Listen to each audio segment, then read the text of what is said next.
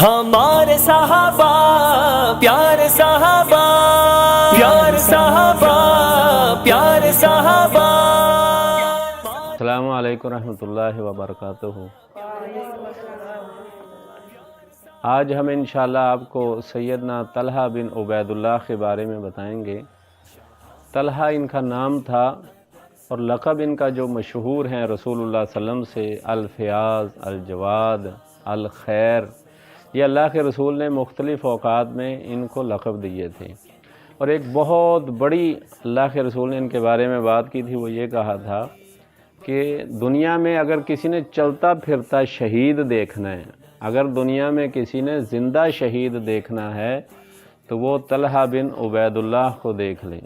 طلحہ بن عبید اللہ کا تعلق قریش کے ایک چھوٹے قبیلے سے تعلق تھا، بنو تیم سے۔ آپ کو التمیمی بھی اسی لیے کہتے ہیں۔ حضرت ابو بکر صدیق رضی اللہ تعالیٰ عنہ کا بھی تعلق اسی قبیلے سے ہے۔ اپنے مسلمان ہونے کا واقعہ خود ہی بیان کرتے ہیں کہ میں ایک تجارتی قافلے کے ساتھ بصرہ گیا تھا، تو بصرہ میں میرا آنا جانا بازار میں تھا، تو ایک دن میں نے دیکھا کہ ایک راہب اعلان کر رہا ہے کہ اے نوجوانوں، کوئی تم میں سے قریشی نوجوان ہے؟ تو کہتے میں نے قریب سے بولا کہ ہاں میں ہوں۔ تو کیا کہنے لگا، کیا تمہارے اندر احمد آ چکا ہے؟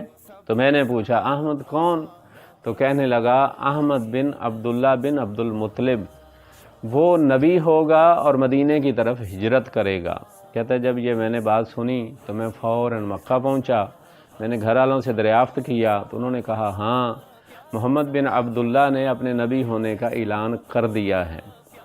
تو لہٰذا کہتے میں نے یہ جیسے ہی بات سنی تو میں فوراً حضرت ابو بکر صدیق رضی اللہ تعالیٰ عنہ کے پاس تشریف لے گیا۔ ابو بکر صدیق وہ صحابی ہیں جن کے ساتھ ان کی دوستی تھی، ان کے ساتھ اٹھنا بیٹھنا تھا، تجارت کے حوالے سے بھی اور ویسے بھی ان کے ساتھ یہ اٹھا بیٹھا کرتے تھے۔ تو حضرت ابو بکر سے جب دریافت کیا تو حضرت ابو بکر نے کہا ہاں میں بھی مسلمان ہو چکا ہوں، آپ بھی مسلمان ہو جائیں۔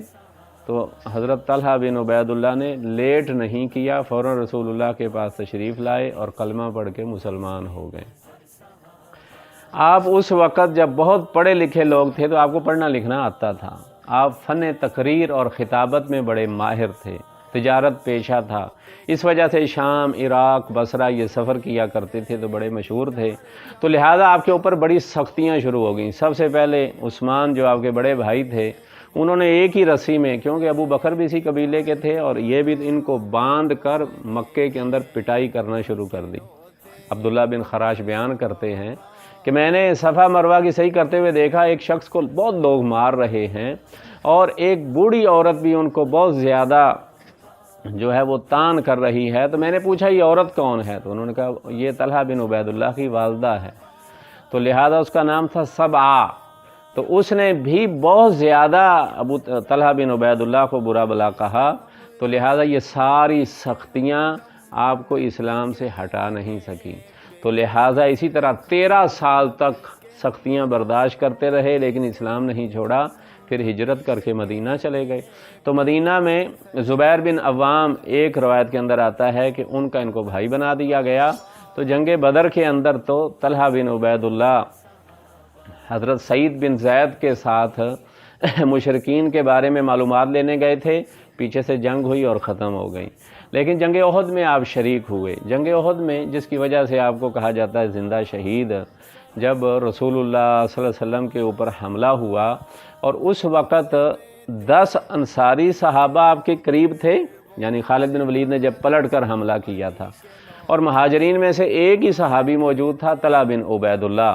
تو لہذا طلحہ بن عبید اللہ آپ صلی اللہ علیہ وسلم کے قریب تھے، تو آپ صلی اللہ علیہ وسلم نے کہا کہ آج کون میرا دفاع کرے گا، میں اسے جنت کی بشارت دیتا ہوں، بلکہ وہ جنت میں میرے قریب ہوگا۔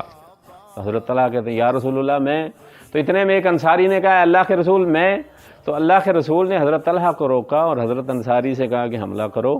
تو آپ پہاڑ پر چڑھ رہے تھے، ایک انصاری نے حملہ کیا، شہید ہوا، دوسرے نے کیا، تیسرے نے کیا، حتیٰ کہ 10 کے 10 انصاری صحابہ شہید ہو گئے۔ آپ صلی اللہ علیہ وسلم کے بھی پاؤں میں موچ آ گئی، خود کی کڑیاں پیشانی میں چلی گئیں، ہونٹوں پہ زخم آئے، پورے چہرے پہ خون تھا، حضرت طلحہ رضی اللہ تعالیٰ عنہ کیا کرتے، زور سے کافروں پہ حملہ کرتے، اور جب کافر تھوڑے سے پیچھے ہٹتے تو اللہ کے رسول کو سہارا دے کے تھوڑا سا پہاڑ پہ چڑھنے کی کوشش کرتے۔ اسی طرح یہ سلسلہ جاری رہا، حتیٰ کہ یہاں سے کافروں کو طلحہ بن عبید اللہ نے اکیلے پیچھے دھکیل دیا۔ جب صحابہ پہنچے تو اس وقت طلحہ بن عبید اللہ بے ہوش ہو چکے تھے، اور ان کے جسم کے اوپر تیر اور تلواروں کے 70 نشانات تھے، زخم تھے، ہاتھ کی 2 انگلیاں کٹ چکی تھیں۔ تو اس طرح انہوں نے رسول اللہ صلی اللہ علیہ وسلم کا دفاع کیا جنگ احد کے اندر۔ فیاض اور رئیس اتنے تھے کہ حضر موت سے 7 لاکھ درہم ان کے پاس آئے، ساری رات بے چین ہیں، گھر میں کبھی ادھر جاتے ہیں کبھی ادھر جاتے ہیں۔ ان کی بیوی تھی ام کلثوم، یہ ابو بکر رضی اللہ تعالیٰ کی بیٹی ہیں۔ انہوں نے پوچھا آپ کیوں اتنے بے چین ہیں؟ کہتے ہیں کہ میں کیسے بے چین نہ ہوں، میرے گھر کے اندر اتنا مال ہے تو میں اس لیے بے چین ہوں۔ لہٰذا انہوں نے کہا مدینے میں ضرورت مند بہت ہیں، صبح ہوگی آپ تقسیم کر دینا۔ لہٰذا صبح ہوگی تو انہوں نے 7 لاکھ درہم تقسیم کر دیے۔ اسی طرح ایک شخص آ کے ان سے سوال کرتا ہے کہ میری مدد کرو، تو طلحہ بن عبید اللہ فرماتے ہیں کہ جاؤ میرا فلاں جو پلاٹ ہے جس کی مالیت 3 لاکھ درہم تھی وہ اس شخص کو دے دیا۔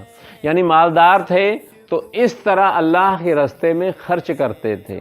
چھٹی پشت کے اندر ان کا نسب رسول اللہ صلی اللہ علیہ وسلم سے ملتا ہے، عبید اللہ جو ان کے والد تھے، تو لہٰذا ان کا کردار بڑا شاندار اور اسلام کی خدمات بے شمار، سیرت ان کی بڑی اعلیٰ ہے۔